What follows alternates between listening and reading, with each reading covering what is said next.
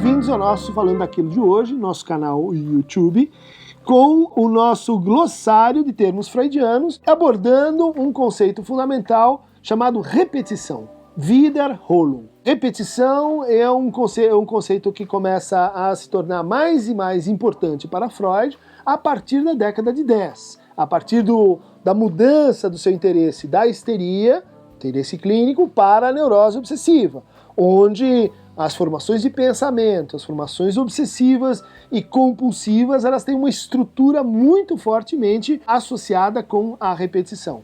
E ele percebe que a repetição não é apenas um princípio que está ligado à própria definição de desejo, quando ele define o desejo como retorno a traços mnêmicos de satisfação, ele está dizendo aqui tem o desejo é repetição, né? Mas também quando ele redefine o conceito de pulsão e vai dizer a pulsão é um retorno, né, a um modo de satisfação anterior. É um trabalho, né, para voltar a um modo de satisfação anterior. A repetição vai ganhar uma força conceitual central na obra de Freud a partir de Mais Além do Princípio do Prazer. Esse trabalho de 1920, onde ele redefine a pulsão, dizendo o seguinte: se a pulsão tende a repetir a um momento anterior, se a gente radicaliza isso, a pulsão vai nos levar a repetir um momento anterior à própria vida.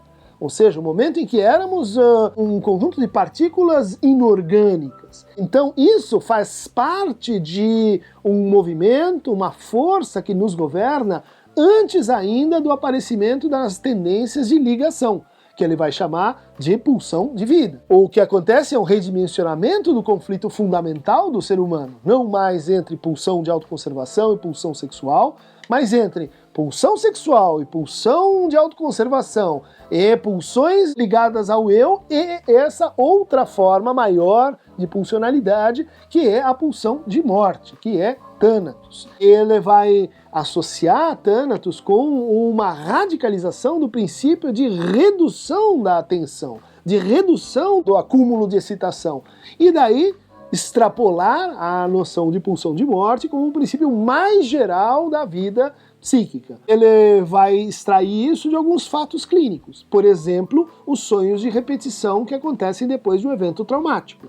Quando a gente sofre um grande baque, em vez de esquecer e tirar aquilo da vida, o que acontece? Nós dormimos e sonhamos com aquela mesma batida de automóvel, com aquele mesmo assalto, com aquela mesma cena, fonte de profunda angústia. Ele diz, o que está acontecendo nesse movimento de retorno àquela cena traumática? É a ação da pulsão de morte.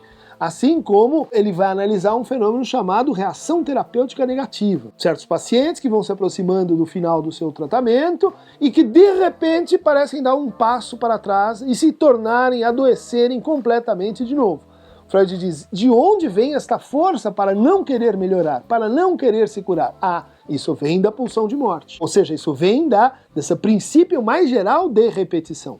O terceiro exemplo que ele traz para falar de como a pulsão de morte é, no fundo, o princípio da repetição, vem da ideia de que nos processos traumáticos e na transmissão, por exemplo, do trauma dentro da cultura, o que se repete, o que se transmite é também o silêncio, é também aquilo que não pôde ser dito. Ele diz, então a gente tem uma repetição aí que é uma repetição do negativo. A pulsão de morte,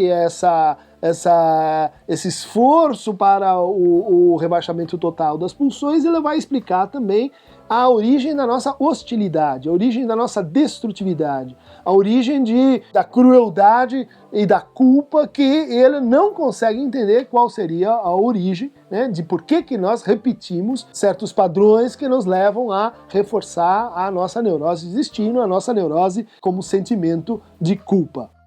Para entender melhor esse conceito, leiam então Além do Princípio do Prazer, e para receber mais e repetidos fragmentos do glossário freudiano, clique aqui embaixo no Aqueronta Movebo, que agora vocês podem associar com uma das versões de Thanatos também.